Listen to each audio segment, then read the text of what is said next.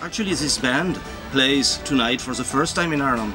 Okay. I mean, we all as individuals played in Ireland before, and I played in Derry several times, by the way, in the past, a long time ago. But the band as such, Barzaz, never played in Ireland. So we have friends coming from Dublin and Belfast tonight. We are very excited. To tell you the truth, Breton music is very, very different of Irish music in its form. But several of us played Irish music. Actually, I play the wooden flute, and I started with Irish music. I was a dancer first when I was 10 years old. Then I played the bombarde, which is a devilish oboe we have in Brittany. Okay. Then I switched to the flute and was very interested in Irish music. Actually, I have to say here that the first musicians, Irish musicians I met were all from the north of Ireland, okay. Especially Belfast. Hence the strong relation we kept. But the music is very different.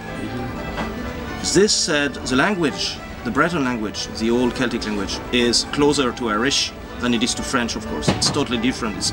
It's definitely the Celtic branch of language.